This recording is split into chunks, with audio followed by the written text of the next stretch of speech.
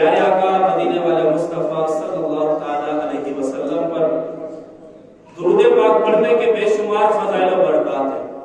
اور نہ پڑھنے کی سخت وعیدیں بھی ہیں۔ ایک فضیلت ہم سنتے ہیں کہ آقا صلی اللہ تعالی علیہ وسلم نے ارشاد فرمایا کہ جو بندہ مجھ پر کثرت سے درود پاک پڑھے گا تو یہ کثرت سے درود پاک پڑھنا اس کے گناہوں کے لیے بخشش ہے۔ حضرت سیدنا شیخ عبدالحق محدث دہلوی رحمۃ اللہ تعالی علیہ فرماتے ہیں کہ اس امتی پر بڑا تعجب ہے، تعجب کی بات اس امتی پر کہ جو اتنی گھڑیاں اس کو ملنے کے باوجود کسی بھی گھڑی میں اپنے پیارے نبی صلی اللہ علیہ وسلم پر درود پاک نہ پڑھتا۔ اور یہ درود پاک پڑھنا کوئی عام بات نہیں، فرمایا کہ یہ درود پاک پڑھنا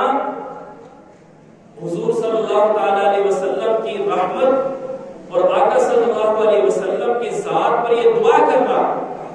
یہ ایسا ہے کہ یہ برکتوں کے انبار نازل کرنے کا ذریعہ ہے۔ تو کوشش کیا کریں اپنے پیارے آقا صلی اللہ تعالی علیہ وسلم پر درود پاک پڑھنے کی کثرت کرنے کی۔ اب کثرت سے مراد کیا ہے؟ علماء فرماتے ہیں کہ جو بندہ روزانہ 313 مرتبہ درود پاک پڑھنے والا ہوگا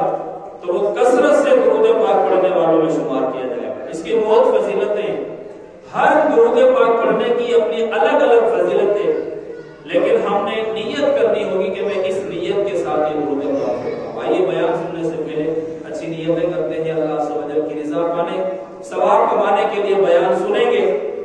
اور اس بیان کو یاد کرنے کی کوشش کریں گے، دوسروں تک پہنچانے کی کوشش کریں گے اور عمل کرنے کی کوشش کریں گے۔ میرے میٹھے اسلامی بھائیوں، گناہوں سے بچیں،